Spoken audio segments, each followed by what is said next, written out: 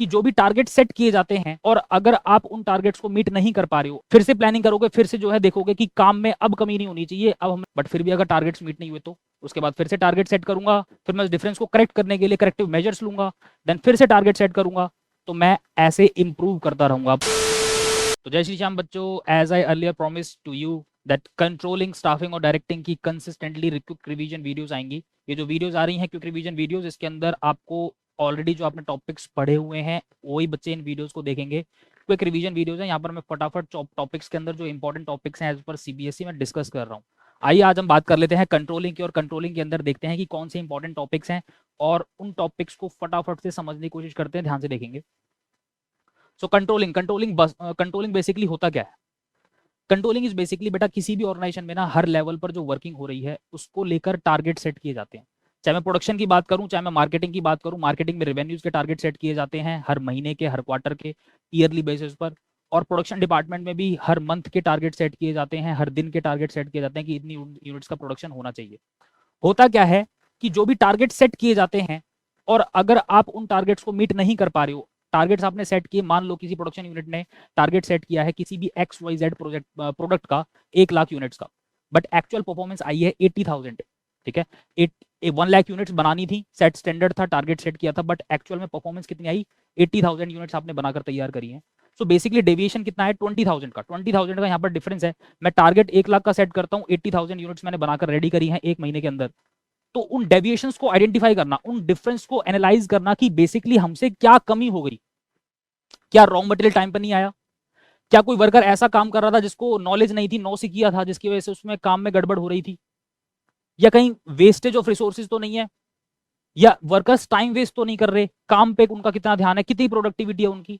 तो होता क्या है कि डेविएशंस को एनालाइज किया जाता है, जो टारगेट्स मीट नहीं हो पा रहे हैं, what is the reason behind this, उसको एनालाइज किया जाता है, देन फर्दर प्लानिंग की जाती है कि अब आगे से ये गलती नहीं होनी चाहिए, राइट? तो प्लानिंग और कंट्रोलिंग ये दोनों एक साथ चलते हैं, और आइए समझते हैं इनके अंदर कौन कौन से इंपॉर्टेंट टॉपिक्स हैं, ध्यान से देखिए। तो अगर मैं इंपॉर्टेंट टॉपिक्स की बात करूं तो कंट्रोलिंग का कॉन्सेप्ट इंपॉर्टेंट है एज पर सीबीएसई। इंपॉर्टेंस आपको इसकी पता होनी चाहिए कंट्रोलिंग के अंदर। Relationship between planning and controlling, क्या रिलेशनशिप है प्लानिंग एंड कंट्रोलिंग का? And steps in process of control, क्या क्या स्टेप्स हैं? तो अगर मैं कंट्रोलिंग की बात करूं, it is a process of comparing actual performance with set standard to find out deviation, deviations को फाइंड आउट करना, एक्चुअल परफॉर्मेंस को मेजर करना एंड सेट स्टैंडर्ड के साथ उसको डिफरेंस को आइडेंटिफाई करना कि मैंने 1 लाख यूनिट्स का टारगेट बना के चला था, बट 80,000 यूनिट्स मैंने एक्चुअल में प्रोड्यूस करी हैं, तो 20,000 का डेविएशन क्यों आया, इस रीजन को आइडेंटिफाई करना पड़ेगा। And after analysing such deviation, उस डिफरेंस को एनालाइज करने के बाद टेकिंग करेक्टिव एक्शंस, मुझको करेक्टिव एक्शंस लेने पड़ेंगे, कहां हमसे गलतियां हो रही है हमें आइडेंटिफाई करना पड़ेगा। उस रीजन को आइडेंटिफाई करने के बाद हम फर्दर प्लानिंग करेंगे। ठीक है, उस डेविएशन को हमें फिक्स करना पड़ेगा, करेक्टिव एक्शंस लेने पड़ेंगे और फर्दर हमें प्लानिंग करनी पड़ेगी ताकि हम अगली बार उन टारगेट्स को मीट कर पाए। ओके, तो ये है हमारा कंट्रोलिंग का प्रोसेस की बेसिकली कंट्रोलिंग होता क्या है। उसके बाद अगर मैं प्रोसेस ऑफ कंट्रोलिंग के अंदर बात करूं तो इसके अंदर स्टेप्स हैं 5।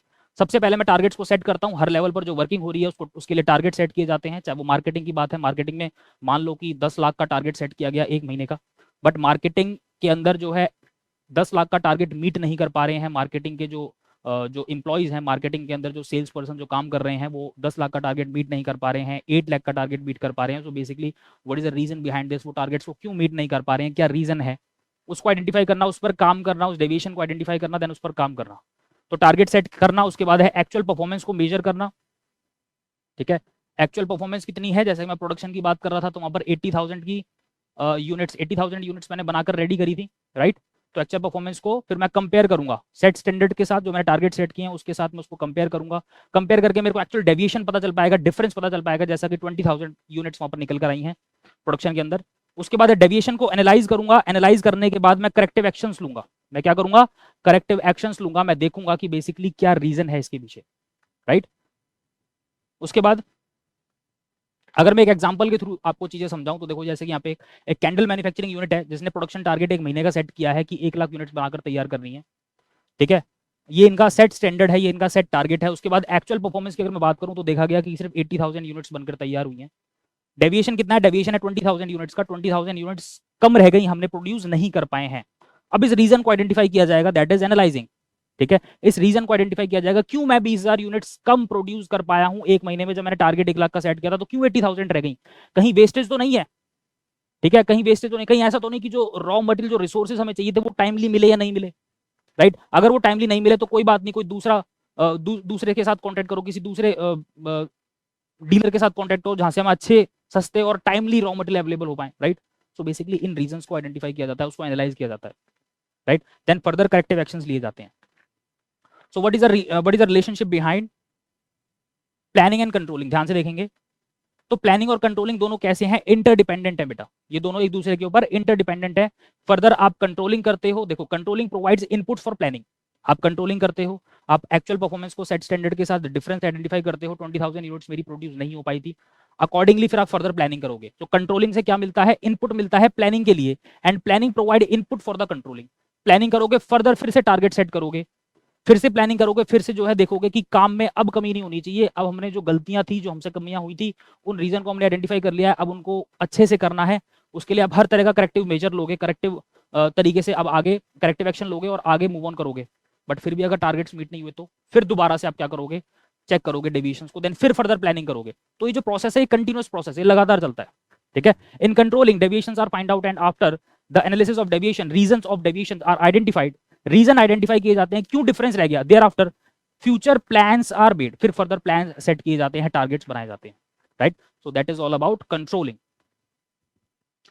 आगे further plannings set targets to be achieved and then it is compared with actual performance, फिर फर्दर फिर से टारगेट्स को सेट किया जाएगा और उसको फिर से एक्चुअल परफॉर्मेंस के साथ डिफरेंस निकाला जाएगा, कंपेयर किया जाएगा, फिर से डेविएशंस को आइडेंटिफाई करेंगे, फिर भी अगर टारगेट मीट नहीं हो पाए तो फिर से हम देखेंगे कि हमसे कहां गलतियां हो रही हैं, फिर से हम प्लानिंग करेंगे, राइट। तो बेसिकली लास्टली मैं क्या बोल सकता हूं कि planning and controlling are inseparable twins, ये दोनों इनसेपरेबल ट्विंस हैं, इन दोनों का ऑर्गेनाइजेशन में साथ साथ चलना होता है, ये दोनों साथ साथ फंक्शन दोनों साथ साथ चलते हैं, राइट।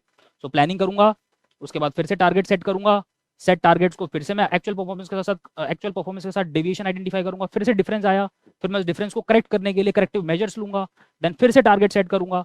तो मैं ऐसे इंप्रूव करता रहूंगा अपनी ऑर्गेनाइजेशन में, टारगेट्स को मीट करता रहूंगा, फर्दर इंप्रूव करता रहूंगा, राइट।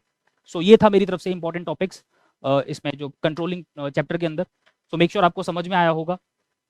इस पर केस स्टडी आने के प्रॉपर चांसेस हैं, केस स्टडीज को बड़े ध्यान से पढ़ना, जहां पर जो है कुछ इस तरह के केस स्टडीज आपको देखने को मिल सकते हैं कि रेवेन्यूज के टारगेट थे, पता चला कि कोई इंप्लॉय चोरी कर रहा है, तो उसके लिए फिर से कोई आइडेंटिफाई किया गया कि किसी ने चोरी करी है या कोई ऐसा थेफ्ट था, राइट। उसके बाद करेक्टिव मेजर्स लिए गए, तो क्वेश्चन को बड़े ध्यान से आइडेंटिफाई करोगे, डेविएशंस की बात हो रही है, डिफरेंस की बात हो रही है, टारगेट्स को मीट नहीं कर पाने की बात हो रही है और गलतियों को पकड़ने की बात हो रही है, तो ऑब्वियसली वहां पर कौन सा फंक्शन आएगा, कंट्रोलिंग आएगा, राइट।